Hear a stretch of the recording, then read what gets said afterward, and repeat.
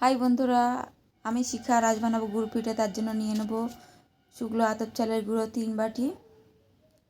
যে বাটি আতপ চাল দিয়েছি সেই বাটি পরিমাণে ময়দা দেবো 1 বাটি। দিয়ে নেব পরিমাণ মতো লবণ, দিয়ে দেবো 1 চামচ খাওয়া সোডা। গুড়টা আমরা গলিয়ে নেব, জলটা গরম করতে দিয়েছি। গুড়টা গলিয়ে জলটা ঠান্ডা করে নিতে হবে। ময়দা আর চালের গুঁড়োটা মিক্স করে নেব ভালো করে। গলিয়ে রাখা গুড়টা আস্তে আস্তে দেব চালের গুঁড়োর মধ্যে আর নাড়তে থাকবো।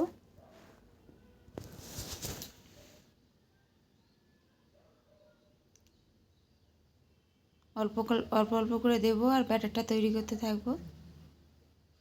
ব্যাটারটা যত ফোটাবে তত পিঠেগুলো ফুলবে, ফুলকো ফুলকো হবে পিঠেগুলো। তেলটা গরম বসিয়ে দিয়েছি, পিঠেগুলো ভাজতে দিয়ে দিয়েছি। এইভাবে তেলটা আস্তে আস্তে নাড়াচাড়া করতে থাকলে পিঠেগুলো আমাদের ফুলে যাবে। এই দেখো পিঠেগুলো আমার কত সুন্দর গোল গোল ফুলকো ফুলকো হয়েছে, আর কানাগুলো কাটা কাটা হয়েছে।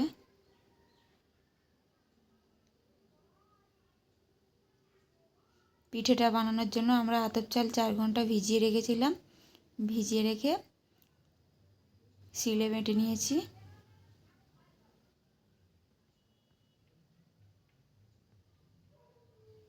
আরও একটা ভাজতে দিয়ে দিলাম, আর আস্তে আস্তে তেলটা নাড়তে থাকবো। এইভাবে ফুলে উঠবে পিঠেগুলো। পিঠেগুলো লাল লাল ফুলকো ফুলকোভাবে ভেজে নেব। পিঠেগুলো আমাদের ভাজা হয়ে গেছে।